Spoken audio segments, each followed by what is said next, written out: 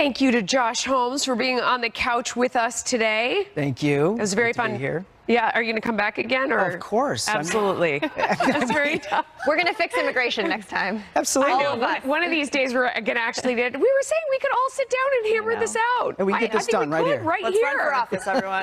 Campaign well, starts now you're talking crazy talk. All right, we'll see you back here at noon Eastern tomorrow. In the meantime, here is Harris Faulkner. Fox News alert, the Democrats' primary shocker as the president continues to rack up victories. Let's go outnumbered overtime. I'm Harris Faulkner. Let's begin with a political earthquake. In New York, the 14th district. Joe Crowley, widely thought of as a potential future Speaker of the House if the Dems would take the House back, was defeated in a shocking primary loss last night. The powerful chairman of the Democratic caucus lost by double digits to the woman you see on the right side of your screen, 28-year-old Alexandria Ocasio-Cortez, a self-described Democratic socialist who worked for Bernie Sanders. The political newcomer on why she ran and why she believes her message resonated. Watch. I knew that in our community, we needed a very clear voice. I think we deserved representation that rejected lobbyist funds and put our voters in our community first. And I felt like we could really deliver a message for the Bronx, for Queens, and for the working class people of the United States. I felt like our party could be better, our message could be better, and that we could be better as a country. All this as two Trump-backed candidates came out on top last night. South Carolina Governor Henry McMaster, New York Congressman Dan Donovan. We will have more on the president's goodnight plus reaction from Republican Congressman David Brat, who was the man who pulled off that political shocker of his own back in 2014. You hear him being compared today to what happened among Democrats. So first, let's go to Laura Ingle with more on the stunning results from last night. Laura? Hi, Harris. Well, indeed, Alexandria Ocasio-Cortez says that she believes that sticking to her message and not, quote, getting into Twitter fights with the president was part of her success in this all-important win, something that she's talking about today. Ocasio-Cortez, who ran a bare-bones grassroots campaign, spent a lot of time knocking on doors she says have never been knocked on before to speak directly to people in her district and get her message out. And last night, those voters responded. Ocasio-Cortez has never before held elected office, but has experience in the political field. You mentioned working as an organizer for Senator Bernie Sanders' 2016 presidential bid. She also worked for the late Senator Ted Kennedy. Surrounded by her supporters, this is kind of the video of the night. She appeared surprised herself as the numbers came in when she saw her lead over incumbent Representative Joe Crowley. More than 57% of voters chose her over her opponent, who picked up a little over 42% of that vote. Now, Crowley has been in Congress since 1999, and though a Democrat, had been associated with groups aligned with President Trump and Republicans, the 28-year-old has been taking a victory lap today, vowing to bring urgency to the fight for working families, while also talking about the immigration issue, calling for the end of U.S. Immigration and Customs Enforcement, or ICE, and also adding this is a proud moment for her and all women. I think it says right now that women are at a time where they are feeling emboldened, and that we know that justice and we know that representation is not going to be handed to us. We have to fight for it. We have to earn it. And today, Democratic House Minority Leader Nancy Pelosi had this reaction to her win. We are excited about another generation of people coming into the Congress. I am particularly excited that so many women are running across the country.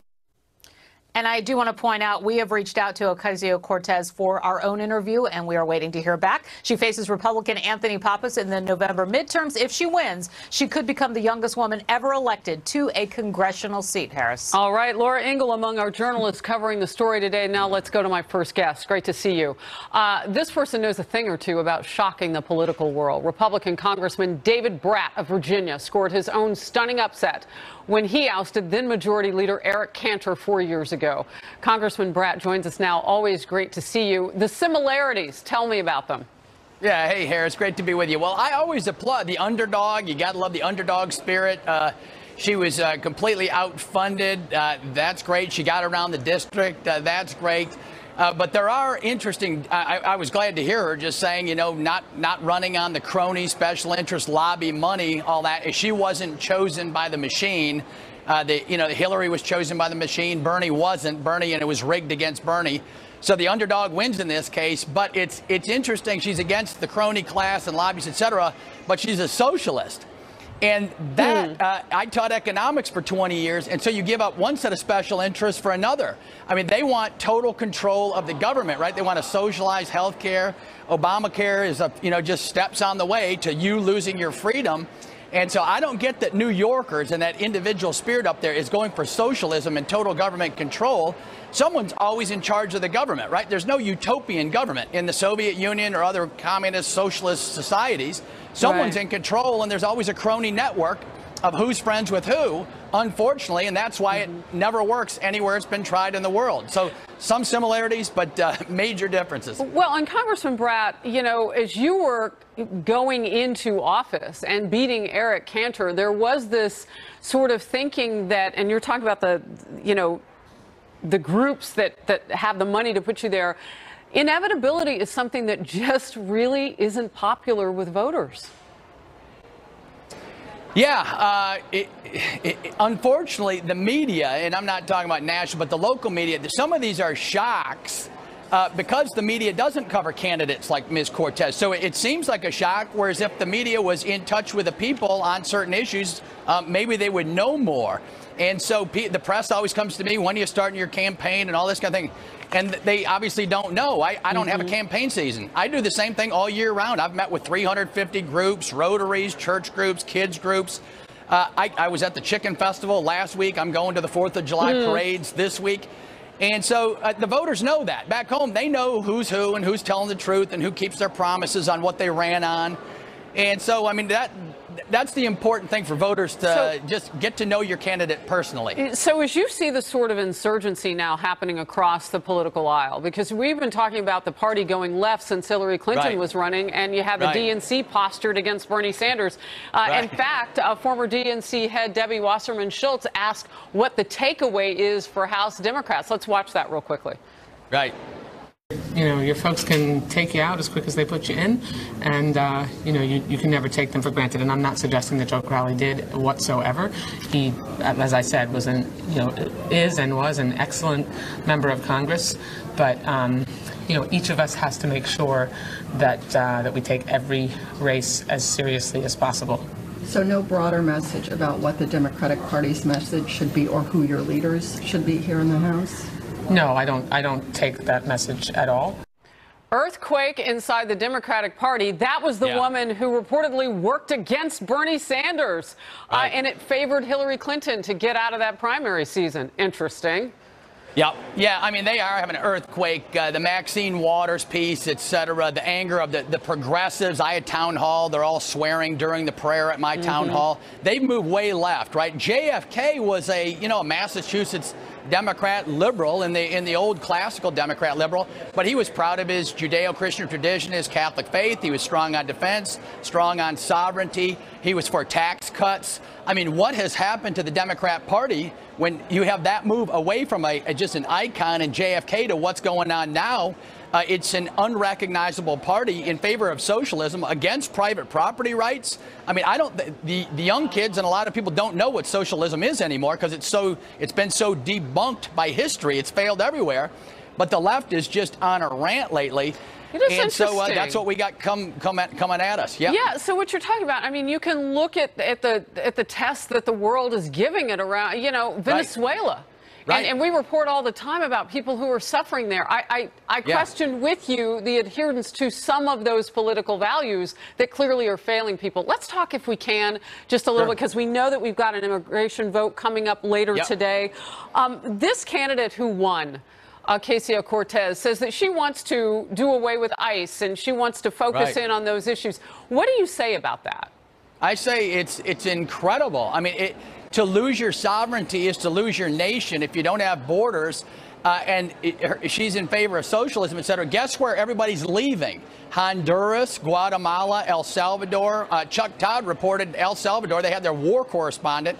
These countries that mess with Marxism for 10 years, and then they say, well, we better go toward markets again because they work.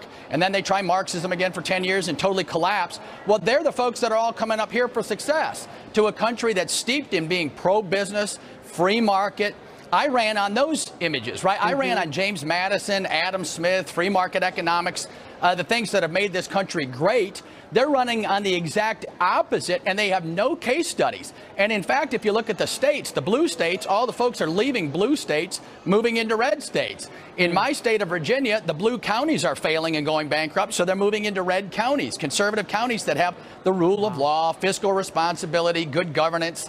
And so it's amazing. All the evidence is in for the American people to see, but the left is finally revealing themselves, right? They often run as they say, I'm a moderate, or I'm for national defense or whatever, and everybody knows that's not true anymore, right? So they've showed their stripes, and I don't think they're positive. I'm going to step in with a quote from you, Representative Dave Bratt, the man who a lot of people are talking about today for ousting then Eric Cantor, who was atop your party in the House. You say Washington people remain in office, those leaders, when they lead and not decree. I add inevitability to that list. People don't like it, and you sometimes get the insurgency that you experienced and that we saw last night. Great to have you on the program on this big news day, and you're part of it. Always great to be with you. Thank you, Harris. Thank you. You're welcome. Meanwhile, progressives took home other big wins last night. Ben Jealous, the former head of the NAACP, beat his opponent for Maryland's gubernatorial nomination. Colorado Congressman Jared Polis took that state's Democrat primary. If elected in November, he would be the nation's first openly gay governor. Plus, as we mentioned at the top, 2 Trump-backed candidates also came out on top in South Carolina, a hotly contested congressional primary in New York as well. For more on all of it, all the take-home from last night, RNC spokesperson Kayleigh McEnany is in the house. Jamie Harrison, an associate chair of the DNC and former chair of the South Carolina Democratic Party, also in the house. It's a big house. Great to have you both. Kayleigh, I want to go to you first just on the President Trump-backed candidates and the victories last night. Now, President Trump is a lightning rod across the country, politically speaking, and we see that in each and every one of these races. If you get his endorsement, pretty good chance you're going to win the nomination. It's extraordinary, his support in our party. You saw it in that rally, his ability to just energize a room. You know, he's our secret weapon as we go toward the midterm elections. He will make the difference, and he will help us expand our majorities both in the House and in the Senate. Jamie, you also had an interesting night. Let's start with the socialist who beat out a 10-term congressman in New York. Your takeaway. Yeah, listen, I've known Joe Crowley since 2002. He's a good guy, a great Democrat, and we're going to miss him in the House Democratic Caucus. But this is about bringing also new energy into the party. And so, I congratulate Alexandria, looking forward to working with her as we get a Democratic majority this fall. You know, it's interesting because this just isn't, wow, your answer was really short. I thought you might have mentioned some other victories last night for Democrats. But the president today, with his face-to-face of the future, millennials, Generation Z, the generational shift that we see going on potentially in the Democrat Party. Kayleigh, talk to me on the other side. Yeah, there's a big shift we're seeing on the Democratic side. You know, we're enthusiastic. We have Elise Stefanik on our side. She was the youngest person in Congress up to this point. We'll see what happens with Ocasio-Cortez. You know, we're very proud of the diversity within our party. We have double the number of women running this time around as compared to last time. There's a lot of good things to tout in the Republican Party, but over at the Democratic Party, this ideological shift towards socialism, it's quite frightening. You know, gone is the party of JFK. Here is the party of radical socialism. That's out of step with the American people by a long shot. So one of the most popular people, maybe on the planet, but certainly in America, during the run-up to the presidential election on your side of the aisle was Bernie Sanders. And this woman worked for Bernie Sanders. But on a wider scope, Jamie, what do you do with a candidate like this? Because the DNC didn't necessarily like it. Wasserman Schultz potentially helped push him out to make room for Hillary Clinton. Well, let me go back to what Kayleigh mentioned. She's talking about socialism. Let's talk about fascism, which is where the Republican Party is going with this president that we have, who doesn't even believe in the rule of law and the Constitution. He sent out a tweet that talked about not following due process and equal protection under the law. And so if we want to talk about where parties are going, I'd much rather be where we are as a Democratic Party than to be the party of Steve King and Donald Trump at this point.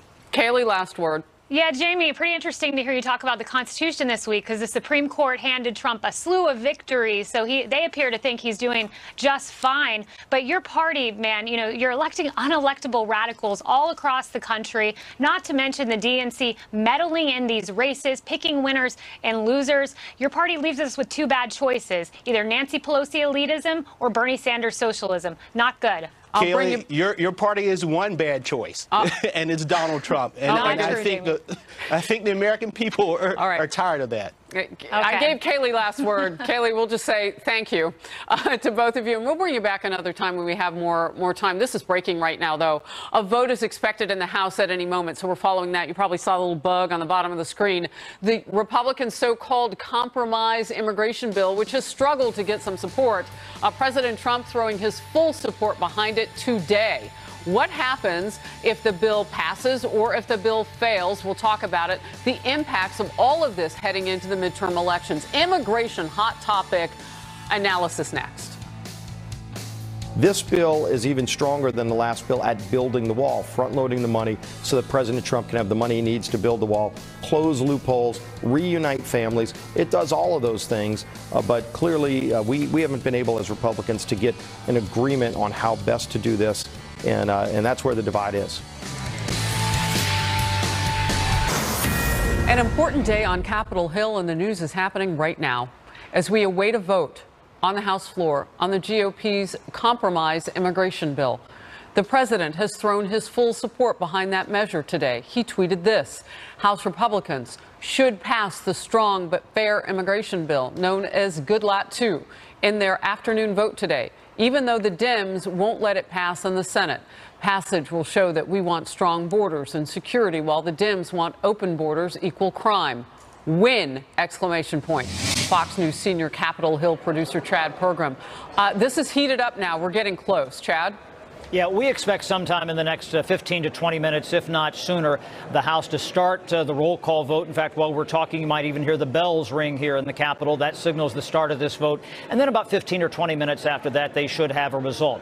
Now, so far, in spite of what the president has said, we don't expect this bill to pass. One thing to watch for is how many votes it does get. There was a bill that failed last week, a so-called conservative bill that got 193 yeas. The question is whether or not this bill exceeds that vote threshold, depending on how things go today. It might not pass. The magic number right now in the House of Representatives is 215.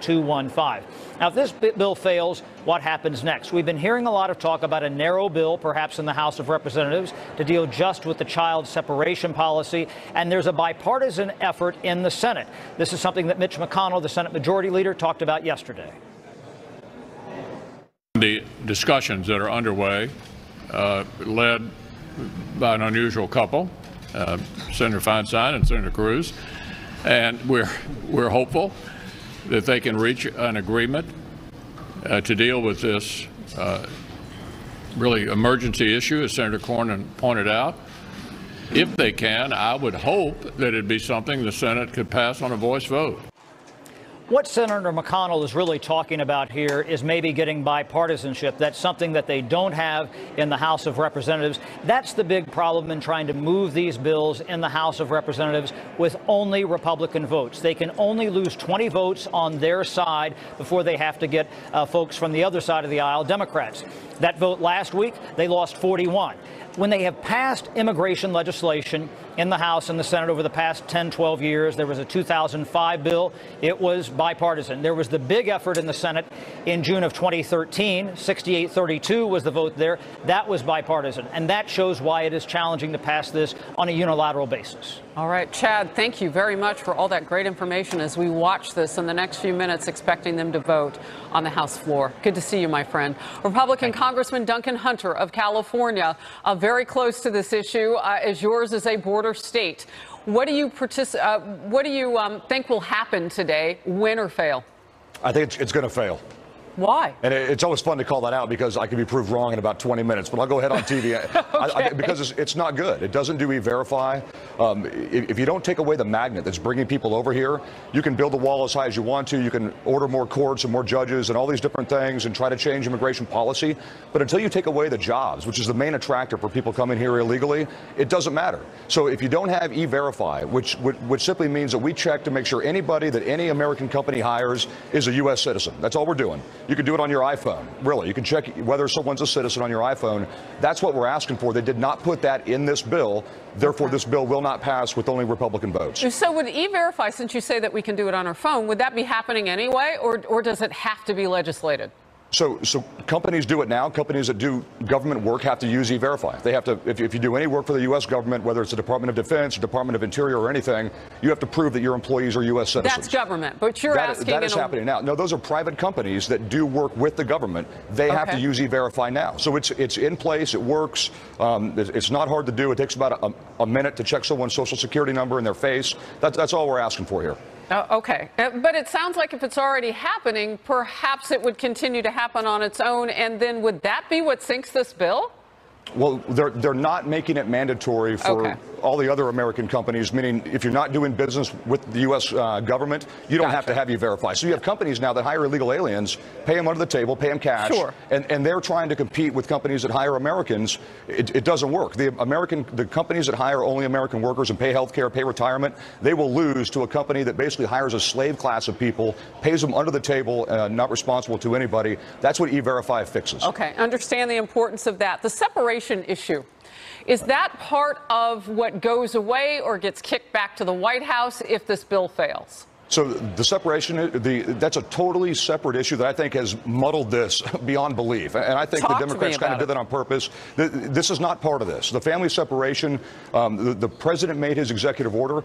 If you come here illegally and you go to jail, just like you and I, Harris, if you and I get pulled over and go to jail with our kids in the car, we get separated from our kids. Has nothing to do with building the wall, doing E-Verify, changing chain immigration. None of those things are affected by the separation issue. So totally different, and we're going to have to wait for something probably from the Senate to come to us for that. And frankly, the president's right. The Senate's not going to do anything on the border bill anyway. They're not. The Senate does nothing. I'm not sure why they're even here. I guess they're old guys who walk around here in the building. But until the Senate decides to do something on immigration, it doesn't really matter what we do here. And the president needs to talk to the senators, not to the House. We'll get our job done. If the Senate can do anything, literally anything, we'd be happy. All right. I do want to, at another time, talk about this separation issue. Because if you and I get pulled over, we've got spouses who are here legally. It is a little bit different of an issue.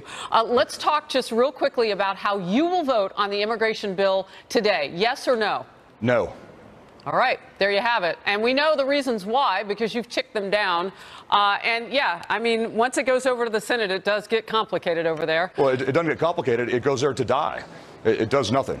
All right. Representative Duncan Hunter, I can't wait to have you back. A lot of big issues to talk about on a busy day. Thank you. Thank you. National Security Advisor John Bolton revealing new details about an upcoming summit with President Trump and Russian President Vladimir Putin at the table. He says he can't tell too much because the White House will give the details. Whether now is the right time for these two leaders to meet, a former senior advisor to President Trump will weigh in. Stay close. And infamous anti-Trump FBI agent Peter Strzok on Capitol Hill, taking questions from members of the House Judiciary Committee. How lawmakers are reacting to the news as it breaks on that next. This is breaking. We have learned a summit will, in fact, take place between President Trump and Russian President Vladimir Putin in the last hour. National Security Advisor John Bolton confirmed the upcoming meeting between the two nations' leaders and said both parties will make an official announcement on all of the details tomorrow. He didn't want to step on that announcement, but he confirmed the summit. Chief White House correspondent John Roberts is live for us outside the White House. John, Bolton making news from Moscow.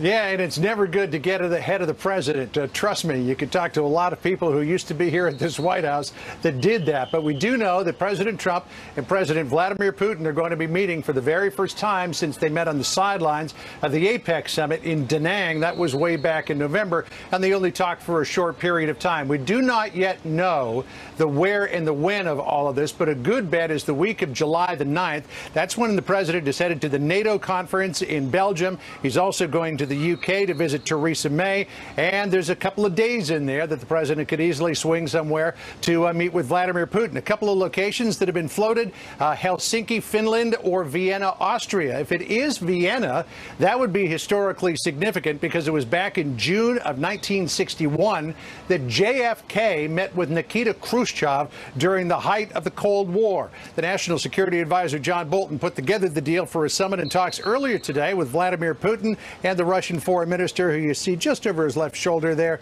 Sergei Lavrov, and John Huntsman, our ambassador to Russia, right there. Listen to what John Bolton said earlier. President Trump asked me to come and speak to Russian authorities about the possibility of a meeting between him and President Putin, and there will be an announcement on that tomorrow, simultaneously in Moscow and Washington.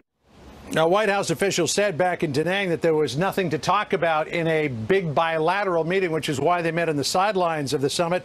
But there certainly is a lot to talk about now in a bilateral meeting. Russia's aggression into Crimea, other destabilizing moves, the nuclear arsenal. Bolton said he also expects the topic of Russian meddling in the 2016 election to come up. Listen here.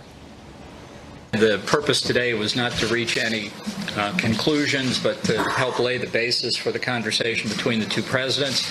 I expect that between them, they'll proceed along the issues that they regard as most important.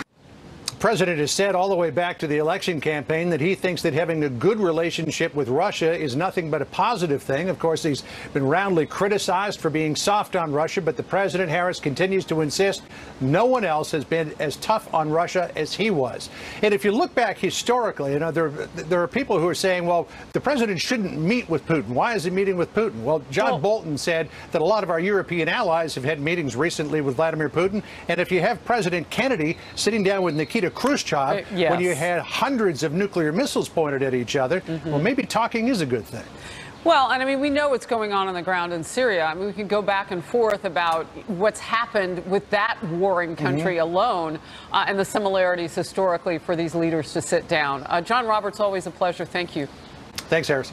Christian Whiten is a former Trump State Department senior advisor, a senior fellow at the Center for the National Interest as well. Great to have you, Christian, along as this news is breaking. First of all, the presidents of these two countries, the United States and Russia, are about to meet. And you say? It's great, and the timing is absolutely perfect because you recall last month the president goes, actually just this month, the president goes to the ridiculous G7 summit in Canada. They raise a bunch of ridiculous issues. They complain about America, even though we pay to defend them. Then he goes to the real diplomatic summit in Singapore, Kim Jong-un. It's going to happen again in July. He'll go to the NATO summit where a bunch of people complain about America, even though we pay for their defense. He'll maybe see Theresa May in the UK, who has no political talent. Then he'll go do real diplomacy with Putin. You are so candid. Let's talk about the run-up to this, though, because we had a U.S. embassy diplomacy point closed down inside that country. The relations have been really chilly, kind of getting into this point via America, not necessarily President Trump. Right. There's a lot of acrimony, and a lot of it's been driven here in the United States by, frankly, yellow journalism. I mean, if you look at the amount of dollars Russia supposedly spent trying to influence our elections, you couldn't influence the dog catcher of Cleveland race, assuming there is one, probably not, with that type of money. It just didn't happen. But for domestic political purposes, there have been people driving the United States and Russia apart, and we have real equities to discuss, especially what you mentioned. The one where I think you can make some real progress is Syria and the future of Syria, and particularly cooperating to push Iran out. Yeah, what you said was so interesting. So, you know, the criticism from the left has been that people on the right don't think that Russia meddled. That's not what you said. You said that they weren't effective at changing the election. You didn't say that they didn't meddle. Right. Russia's always been pretty okay at political warfare. If you go back to the Soviet era, the Comintern, the Communist International, which was meant to spread an ideology, Soviet active measures, which was run by the KGB during the Cold War, an attempt to meddle, as of course we had our own political warfare skills in trying to spread freedom. They just aren't terribly effective in this war. They don't have an ideological system that is, frankly, even that different, much less appealing. It's not like the days of communism where they had an alternative they were trying to sell. And so, okay, yeah, they can do some little things on social media to try and crank up the acrimony between Americans, of which there frankly is a lot anyway, but it hasn't made a real world difference. Well, we all know that there are several investigations looking at whether or not there was collusion between the Trump campaign and Russia. And so I know that some critics like to lump all that in together. Meanwhile, we have foreign policy to walk out.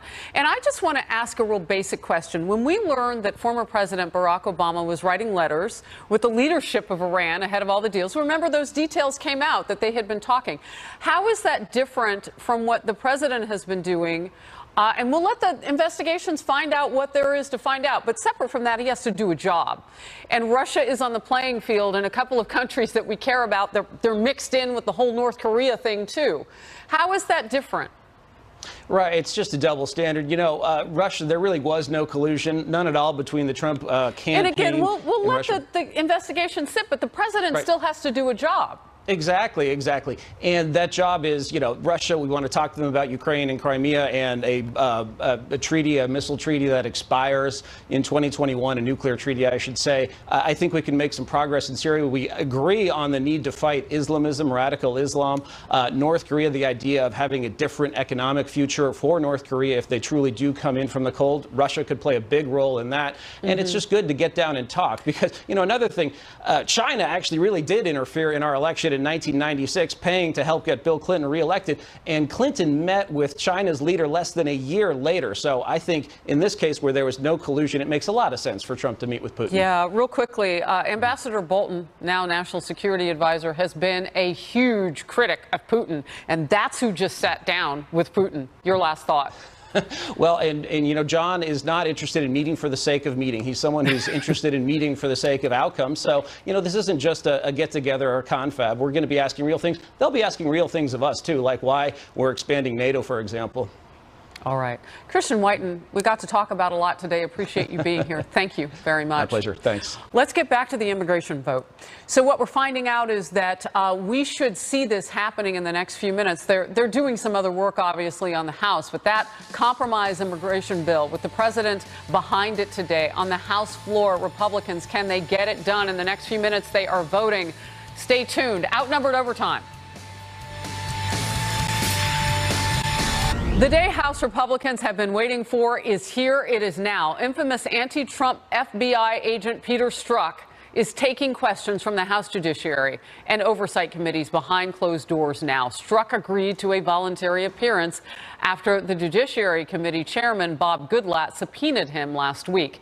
Chief Intel correspondent Catherine Herridge on Capitol Hill with more. Catherine? Well, thanks, Harris. So we've been up here for about 3 hours, and Strzok has been inside this transcribed interview. And just to be clear, just because Agent Strzok is not in a House committee hearing room or under oath per se, he is still not allowed to lie to congressional investigators or staff members without penalty. We heard from Republicans earlier today that based on what they heard inside, behind closed doors, and documents that they've revealed, they still believe that political bias played a role in the Clinton investigation, and then by extension, the Russia investigation, because of Agent Strzok's pivotal role in both. Here's Congressman Mark Meadows. I would expect, you know, any witness to suggest that they've looked at this impartially. I don't know how you read the text. I don't know how any reasonable person reads the text and would suggest that there was no bias. If you have intimate personal conversations between two people, that normally would show the intent more so than perhaps something that would be said out in public. Agent Strzok arrived here on Capitol Hill this morning with virtually no security, just his lawyer Fox News was able to get a series of questions to him about political bias, whether he would decline to answer questions today and whether he was willing to testify publicly. He did not answer any of our questions. I was sort of up close with him, and in my view, he did seem kind of drained and somewhat exhausted, perhaps in preparing for today. The chairman of this committee has made the point, because Strzok was such a central figure, that he had this sort of pivotal decision-making role in the Clinton emails, and then also in the Russia investigation, which he was, according to Chairman Goodlatte, very forward-leaning. He leaned over backwards to give her special treatment that no other criminal suspect would receive. And in the Trump case, they leaned forward to launch an investigation, the roots of which we need to learn a lot more about. The chairman also told Fox News earlier today that he anticipates having a public hearing, something that the president supports, with Agent Strzok in the very near future, Harris. Yeah, you know, it's interesting. We talk about this, and sometimes today being a big day for Republicans, but even Democrats seem to be almost shifting in what they're saying. So now they're saying, Catherine, that in fact there was political bias, but that it didn't actually taint the outcome of the Hillary Clinton or Donald Trump investigations. So there was bias against the president of the United States.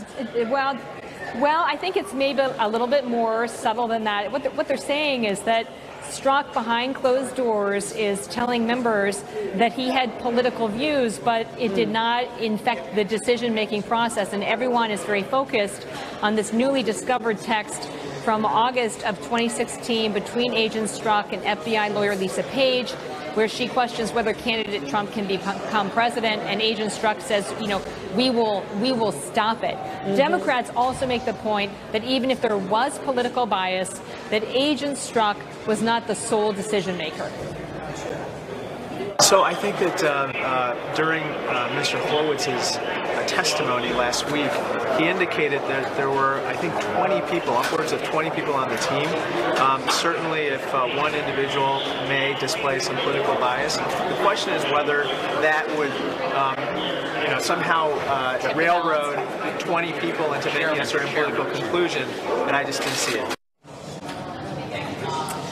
So that interview is going to go on for several more hours. We'll keep you updated, Harris. And I understand there's some breaking news, too, so I'll throw it back to you. There has been. It has been the hallmark of this hour. Catherine Herridge, thank you for bringing us the latest out of that deposition.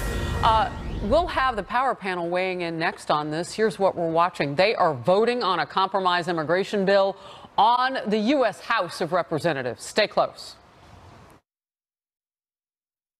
Hey everyone, I'm Dana Perino. The House is voting right now on another comprehensive immigration bill. We're live on Capitol Hill with what happens next if it doesn't pass, plus the stunning primary defeat of a top House Democrat putting a spotlight on Nancy Pelosi's future. What's next for the party leadership? And where is Mitch McConnell's super PAC planning to spend big bucks this fall? We know, and we'll tell you on the Daily Briefing. And here is a little bit of news coming from Capitol Hill. My friend Ann Ball, who's on our producing team there, she says that this compromise immigration bill is taking a big hit so far. Only 121 yays, 301 nays. Josh Holmes, we had on Representative Duncan Hunter of California, who said he would be a no today. Your thoughts? Well, I think he illustrates the challenge that Republicans are facing here. On one hand, you have a Democratic minority that won't even entertain a question of how you deal with families, how you deal with DACA, how you deal with any kind of immigration reform in general, unless we're talking about a totally open border system. I mean, they are not for the wall. They are not for any expanded border security. And the mere suggestion makes their support evaporate. On the other hand, you got Duncan Hunter, who says, you know, it's the Senate's fault. They haven't acted. And then you asked him, well, will you support the House bill? And he said no. Right, so your job as the majority is not to get to no, it's to get to yes. And whatever Duncan Hunter and the rest of his colleagues have to do to find a solution there, they better do. We haven't seen much of Paul Ryan today. right? House Speaker Paul Ryan, does he have a role to play? Well, he's working harder than anybody to try to wrangle that's folks probably like, why we haven't seen him. All right, so Jeannie Zaino is here, political science professor at Iona College here in New York.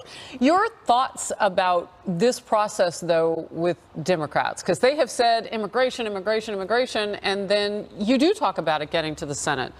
And yet you hear guys like Chuck Schumer and others waffling.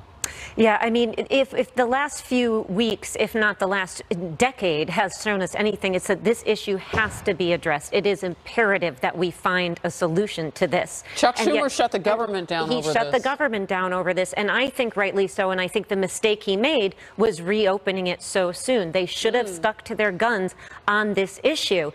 You know, you can't, I was in favor of the shutdown and opposed to reopening it that quickly, because then I question why the shutdown. Was that just a dramatic issue, or did you really mean it? And I think for Democrats, as we've seen in these elections yesterday, they want their leadership to mean it, and hence the divide. You're talking about that socialist who beat the 10-term New York congressman, Joe Crowley? And I would say Bernie Sanders, and on the Republican side, Donald Trump, who are fighting this establishment in this Congress that seems to be at an impasse, and you just described that. Wow, and you're our Democrat guest, by the way. I want to remind everybody. And of course, Josh Holmes, you were on with us. Democrats aren't in control, though, so let's just say that. You were on with us on Outnumbered, and I know you worked for Senate Majority Leader Mitch McConnell. How difficult of a day is this for him if it were to miraculously pass at this point?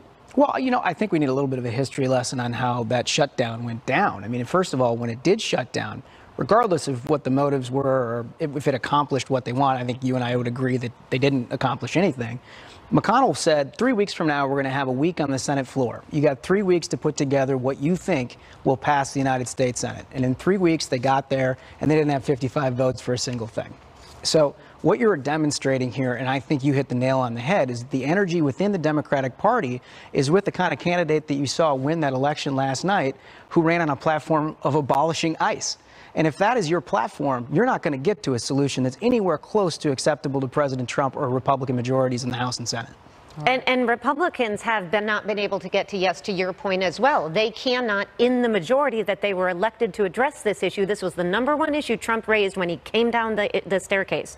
It's not been addressed in the 2 years they've had the House and Senate and a Republican president. Well, and I want to separate something out. So Chuck Schumer shut the government down, so he says, over immigration issues, but specifically the DACA Dreamers program. We didn't even move the ball with this bill because it's not even in it. Duncan Hunter has told us that. Breaking news, the compromise immigration bill has just failed. More on this on the other side of this break.